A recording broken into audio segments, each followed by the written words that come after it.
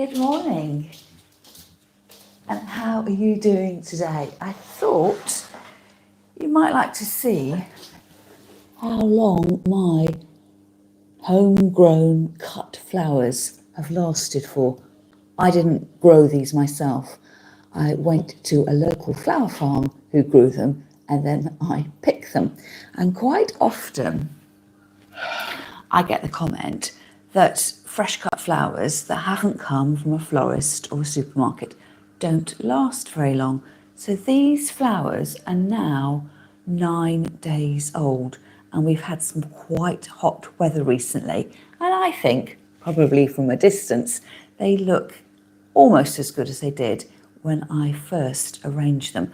I've topped the water up twice, and what I tend to do is get my finger and wiggle it down into the throat of the vase. And if I can't feel any water from my finger, which is coming to about this level, I then top it up. So I have done that twice.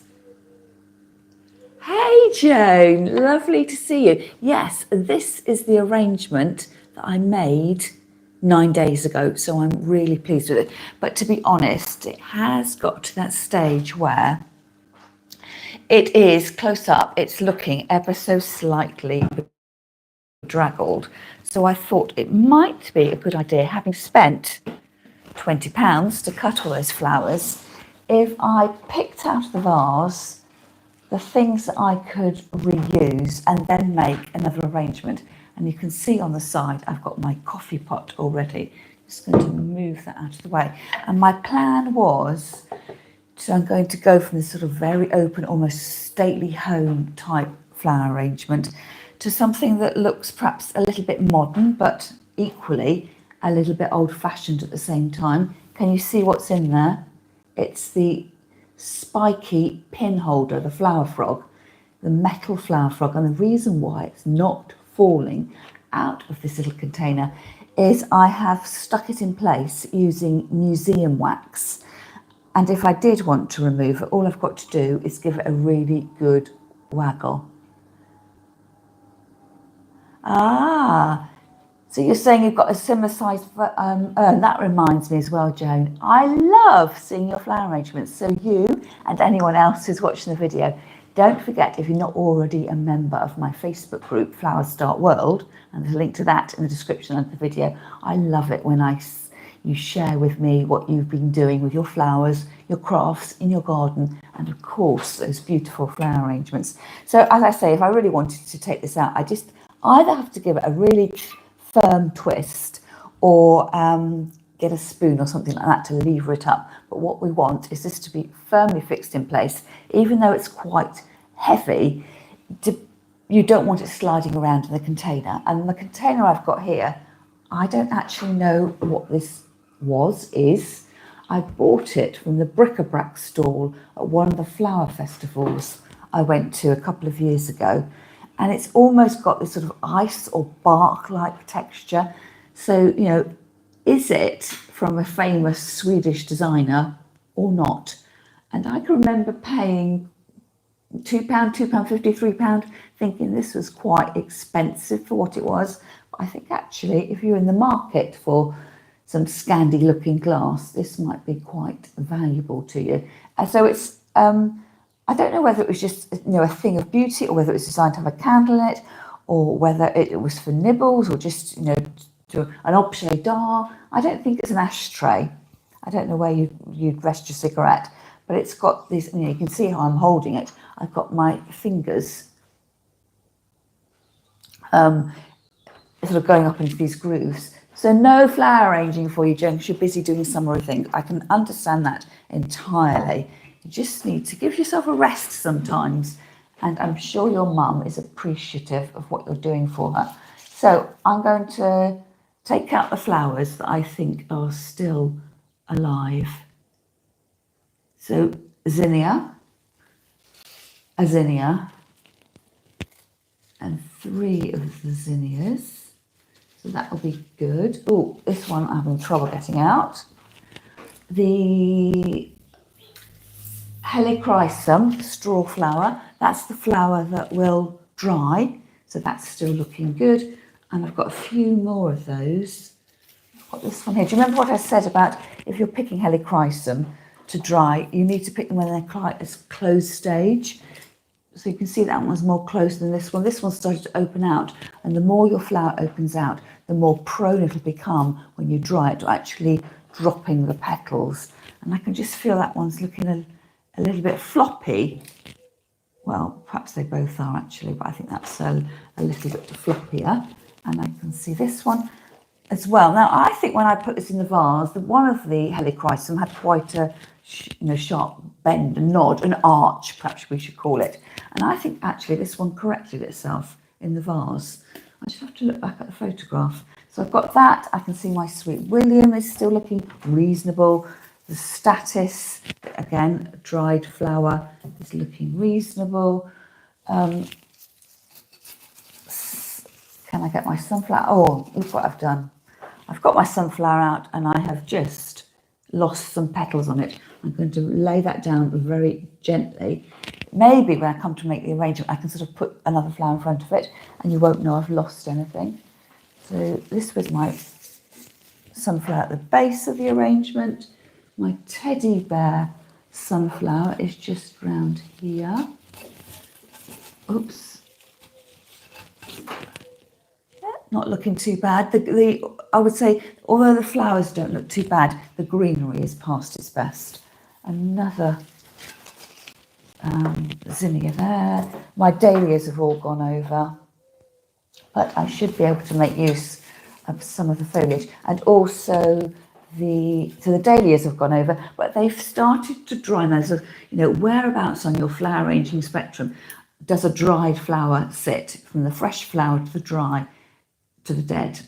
So I would say that there seems to be quite a fashion. Well, dahlias are becoming quite a fashionable flower again, but there also seems to be a fashion in drying the dahlias. That's not my cup of tea at all, because I just look at a dried dahlia and I just think, well, that's a load of dead flowers. Why would you want those? But these are the dahlias. If dried dahlias are your thing, they are dried. I still can't bring myself to do it, but you'll notice I'm not putting them in my bin. I'm sort of putting them to one side thinking I might go back to those. So let's make a start. So I should start off with putting some water into my container. Now the amount of water here, the vessel, is tiny compared to the urn. So I'm going to have to keep topping this up, if it's hot, perhaps even daily. But I just want to get, just another bit of life out of my flowers. I don't want to think, well, quite a lot of them are dead, gone over, that I'm just going to throw the whole lot away. Because I spent some money on them, I want to get value for money.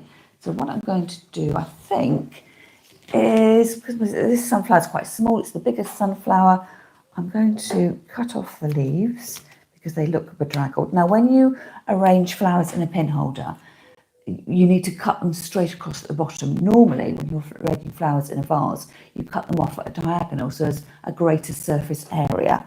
So you want to, I'm going to be quite short, cut it in half. You want to cut it straight. Otherwise, you end up with sort of imagine if you had your feet flat on the floor, you could ground yourself. If you do yoga, you'll know about that, grounding yourself into the ground to give you strength. But if you cut the flowers at a diagonal, it's like you're being on tiptoes like a ballerina, and it's not so easy to stand steady when you're sitting on a bed of nails. So I'm going to go perhaps really short. So basically, it's just the flower head and nothing else. So I'm going to push that straight down onto the flower prongs. But once it's attached to the prong, you have got a bit of leeway and you can just angle it a little bit. If you angle it too much, the stem will rip. But you can see there that it's not standing upright, it's standing with its head resting on the edge of the container, which is what I was trying to do with my on my big vase arrangement as well.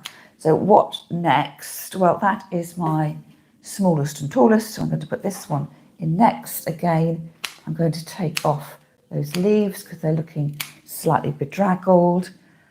I'm thinking in my mind, do you follow florists and flower arrangers on Instagram? They're doing this kind of arrangement where it's like a crescent, an inverted crescent, a U-shaped arrangement. So it's sort of got a hole or space in the middle. So I'm thinking that's what I'm going to do at the moment. Let's see how it turns out though. So I will need to remember, as I did with the big arrangement, where the front is. So again, this is going to go, I'm probably going to replace that one in my dining room. It's going to be up against a wall. So I want everything to be happening at the sides and the front and not the back. So I've got my biggest sunflower facing towards me, and I'm just looking to see which one the petals came off. It was this one. So when I put this in the vase, I'm going to put that gappy bit with the petal that's missing into, so it faces the wall. I'm going to be seeing the perfect size. So cutting it again to length, I'm just eyeing this up. I'm not measuring, I'm just sort of in my mind what's going to work. So I'm rotating the stem around so I've got the gap facing you, and then to take advantage of that natural shape of the stem, I'm pushing in there and it will hold. So when you are trying to do these U-shaped arrangements, you have to either choose stems that have got natural curve in it to start with, or be just a little bit careful with your placements, because you can't make a straight stem physically bend, it'll snap. So you have got to work with the flowers. And then obviously I'm going to come up a bit higher with that. Is that unbalanced? I think I need to take a little bit more off there. So put that down there, and then I sort of want to kick up. So I'm doing a triangle. That's, you know, if you are working in threes, you could just sort of think about making a series of interlocking triangles in your arrangement. So we've got that there. And did you see this one sort of wanting to move off on its own? Now I can see the back of the arrangement. Yes, it's pinned onto the outer pin from, it's lots of concentric circles, but actually what it's doing is leaning on this, the edge of the container, but it's reasonably steady. So that's started to give me the guidelines for my arrangement. My intention is not to put anything in this circular part. So that's the front, you can see more clearly. So the question is, how do you distinguish that it's equally balanced? So balance is an interesting issue. There's two aspects to it. One, that your work is physically balanced, so it's not going to tip over. If I had a particularly large vase and I only put flowers in the front, it would become front heavy and it would likely topple off. But in terms of visual balance, you know, what makes a pleasing arrangement, you need to think about the visual weight of your flowers, not actually how heavy they are, but what sort of value they've got in the arrangement, which is the reason why I've put my biggest flower as my focal flower short and low down, because that is visually, it's actually weighting the container down, but it's giving a visual grounding as well. And then as I come out to the edges, I'll start to put the smaller flowers here, and it grades out, so it goes biggest, middle-sized, smallest. So again, talking in threes, 3 flowers, a triangle, but they've got 3 lots of visual weight: small, medium and large. The focal flower, the main flower, the in-between size, the transitional, and then the little buds or filler flowers around the outside edge. So a lot of it is it's just how the mood takes you. So I would make, when you're arranging flowers, the whole purpose of arranging flowers is to have a mindful crafting experience that perhaps somebody might admire, and then you get a little bit of a tap on the shoulder and makes you feel good. But I would just make your enjoyment the key factor. If you love the arrangement and it's not falling over, that's perfect. Don't stifle yourself by thinking you've got to keep the flower arranging rules. Do what suits you, what you enjoy doing. And the more you arrange flowers, the more you practice, the more you're able to finesse things. And then when you see pictures of flowers in your flower arranging magazine, or perhaps even in your glossy monthly magazines, lifestyle magazines, or when you're scrolling on your phone and social media, you'll be able to understand the arrangements that you see in front of them. You know, look for the focal flower, look for the balance. Does it look physically balanced and pleasing to the eye? It's all about it being a visual feast that's pleasing to the eye. So instead of it being a smorgasbord, a buffet that you're going to eat, this is an activity that you can feast on with your eyes. So I've got my main flowers in. Let's go with the next ones. So that's another way I like to work. I like to work flower by flower and do the layers. So I put all the sunflowers in because the sunflower is the largest flower. I will then choose another flower. So I've chosen the zinnia, and I'll put my zinnias in, and then I'll come back and as I've picked out my helichrysum, I'll go with my helichrysum. And part of the balance, the visual balance, is having your materials evenly distributed. So I know that if I've got 6 zinnias, I'll put 3 coming off this side and 3 coming off that side, but perhaps at different lengths so it doesn't look too static and ordered. But if you were just to randomly go through your flowers, you might finish it and have a good shape, but you might think, actually, I've got all the bigger flowers on that side and the smaller flowers on this side, and that might tip the scales. So although it might not actually fall over, in terms of balance, it might just sort of kick your eye off in the other direction. So I have got here 4 zinnias. I'm just going to have another look. Have I got any more? I don't think I have. So what am I going to do? I might decide to put the pink zinnia low, because again it's a darker flower, and I might bleed my arrangement out to the smaller flowers and the less intense colour. So it's almost as if you're an artist. I've put some blobs of paint on my canvas, and with other flowers I'm going to sort of metaphorically blend, smear out my paint until it's a pleasing diffusion of colour, and I've got some lovely balance. So, you know, talk it up, become your own artist. Thank you for that lovely comment. So again, I'm going short, coming in, and I'll show you what I've done when I twist the arrangement around. Now, zinnias are hollow. I'd forgotten that. And as I'm applying a tiny bit of pressure to get the zinnia onto the prong, I felt the stem give way a bit.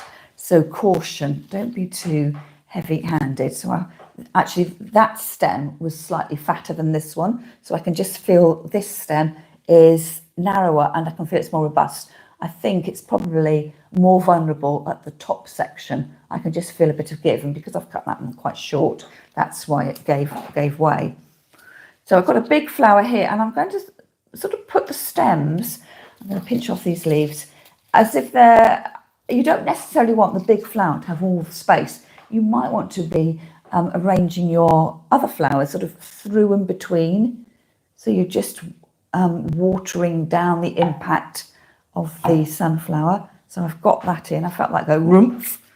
And I've decided that for the moment, I'm going to let the flowers do the talking, because I'm just worried, or just not worried, but I don't want too much greenery. And this was a massed arrangement, packed full of everything. I think we're going for a slightly more relaxed feel. Now, because my zinnia here is smaller than my teddy bear sunflower, I'm going to put it so it rises above the teddy bear sunflower. So I'm measuring it up, giving it a fresh cut, and sort of thinking about not so much thinking about getting the stem into the pin holder, but more about getting the flower to end up where I want it to be. So I want it to be about there.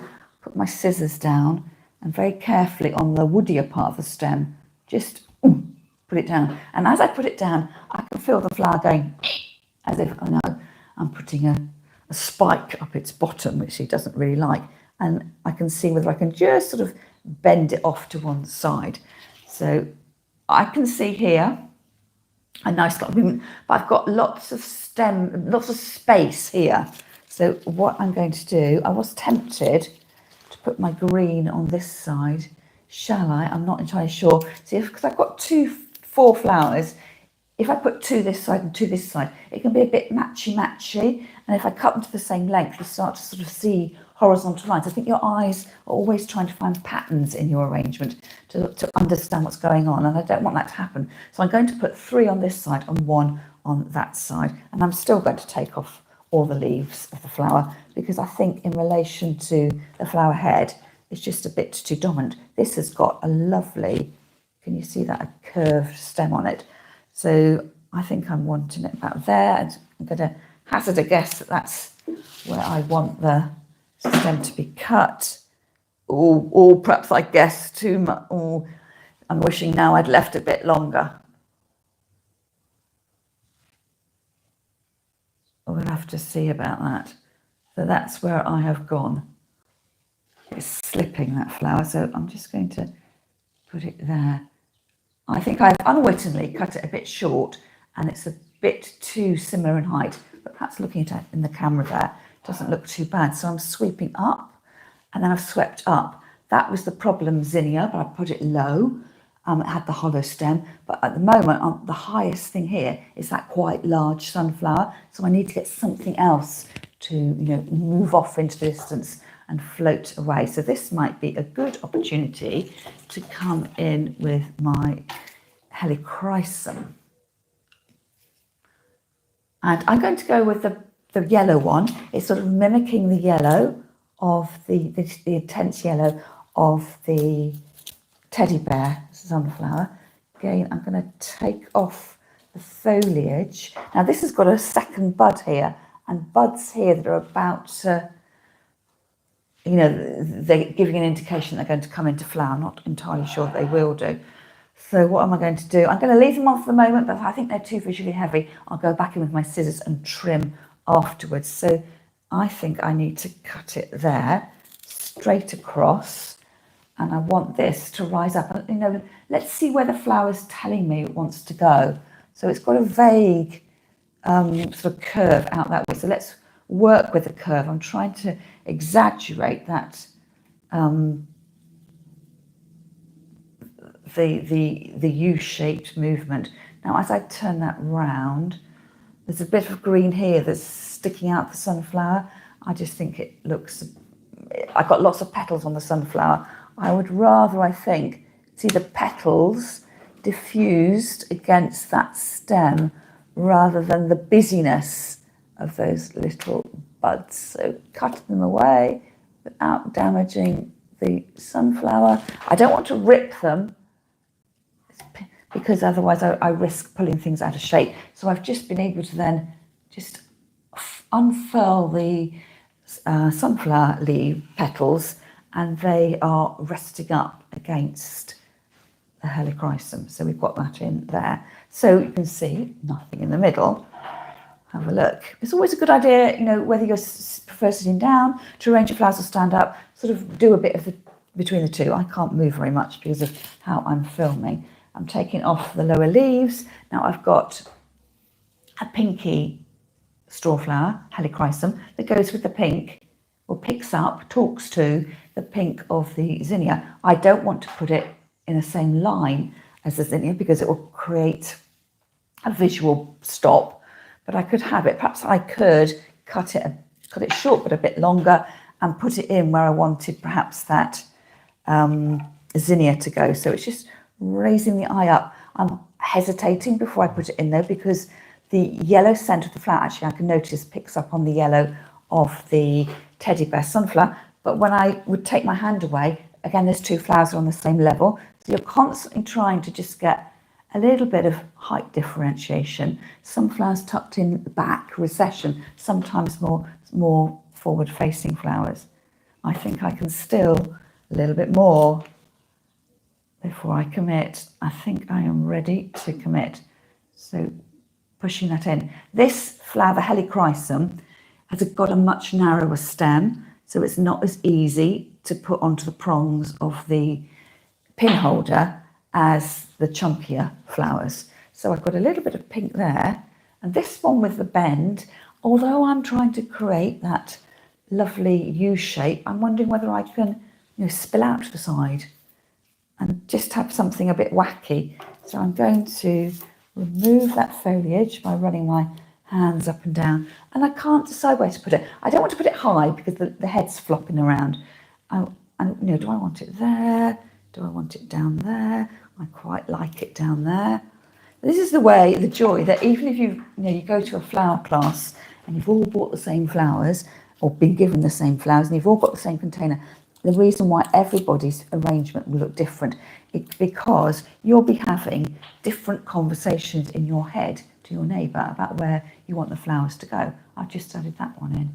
So you can see that the pinks are talking to each other, and then the yellows, and that's got a yellow centre, and that's picking up on the detail of the other flowers.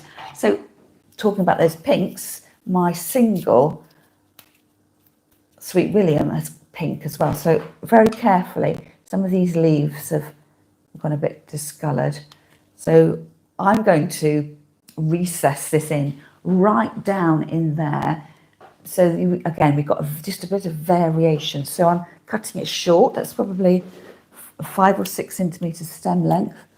And I'm just, so you won't be able to see that, but it's just filled a gap just there. So this is probably, I've used that bit of flower a little bit like if you were doing a old-fashioned arrangement now on flower foam, is you'd be looking to see what foliage you needed to add to cover up your flower foam. So I don't really need to cover up my mechanics because they are pretty much invisible. There's just a sort of dark haze in the middle of the glass, and the glass is slightly opaque, but I could see when I looked up close all those stems going into the pin holder, and just by putting that little short Sweet William there, it's covered up those stems, so it's as if they just all magically are supporting themselves. But again, it gives me that visual link between the pinks, and as it happens, I got 3 pinks in, so I created another triangle. So there we go. I have got some asters that seem to have survived as well. These were the pinky peach ones, and there's a white one there as well. So they've done quite well. So if you were looking at what flowers you might want to grow in your garden that had a good vase life, you could be thinking about sunflowers and the helichrysum and the zinnias and asters. You can use the flowers that you buy as a little experiment to see what you wanted to do. So I'm going to take my 3 peachy pink asters first of all. Rather handily, they are 3 different sizes. So that's the biggest, the in-betweeny, and the small one. So I will use those principles again. I'm going to clean off the foliage. I'm going to put the largest flower lowest down into the arrangement. I'm going to put that underneath the sunflower and underneath the zinnia to cover up that gap. No, a bit shorter. I'm playing around with it because the zinnia, they were too close together. So what I've done here, I've got my zinnia facing up, and then you'll see as I twist the vase around that I've got the aster next to it, but sort of facing in a slightly different direction. So we're getting a nice sort of mass of flowers at the bottom. And I might switch over to this side, so there's colour linkage the other side. And I still feel that this is a very long stem. I'm not sure you can see it there, but it sort of needs something, perhaps 3/4 of the way up it. So I can measure off 3/4. So if I'm allowing a bit for the vase, hopefully that will be, yes, I think that's about right. So I'm not guessing when I cut, I am eyeing it up. It's like when I was eyeing up the length for the urn, I could move the urn to the edge of the container, edge of the table, and sort of drop my flowers down. I'm not doing that here. I suppose I could, but I'm having to, make sure you don't try and bend your stems to get the right length. So I think that is what I want there.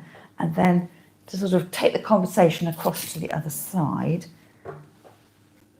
I can have the smallest. So perhaps I want that to be about there. So take a little bit off and then come in. So it's sort of just sheltering underneath that helichrysum. So can you see what I've done? This one here, this one here, and that one there in 3s and splaying out. And I've still got my gap in here. I still don't particularly like, I can still see lots of stems here, whereas this side, the sunflower is sort of disguising the stems. So, but this side also is much bulkier. Now, what am I going to do with the white? I've got some, what I might do with the white, I'm not going to add it in the front because I've got sort of a definite colour thing going on here. It's sort of the peaches and the orange. So what I might do, I'm going to cut that leaf off the sunflower because it's dibbling in the water. I might cut this really short and just have it in the back, and you'll get a tiny glimpse of it, but it's not going to dominate the arrangement. So it's something for you to look at. Now, what else can I add in?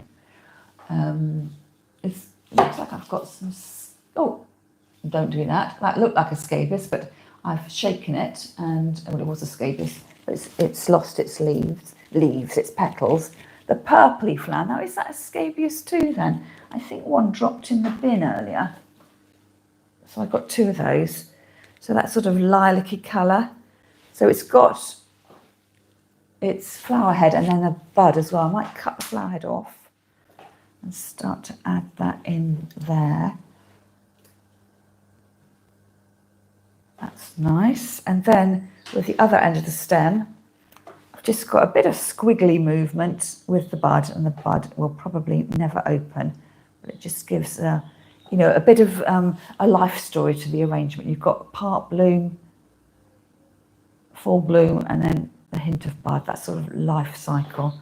I'm just trying to encourage it to lay low a little bit.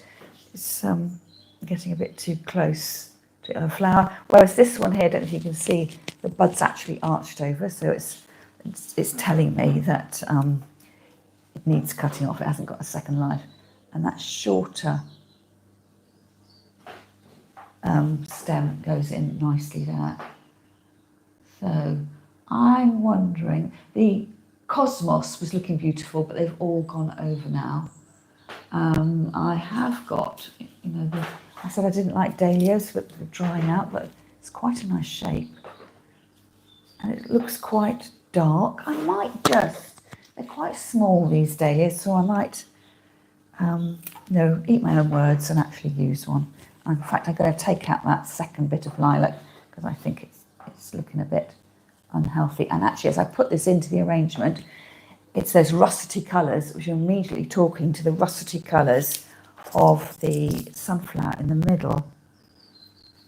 And it's got a lovely chunky stem. I'm just going to, because there is that massive flower on this side, I might just come out just to try and lighten that edge with a smaller flower and then the bud. It look much better when I'm not sitting directly behind it, but I will take a photograph and I'll put it in the Facebook group, and then you'll be able to see what my finished arrangement looks like.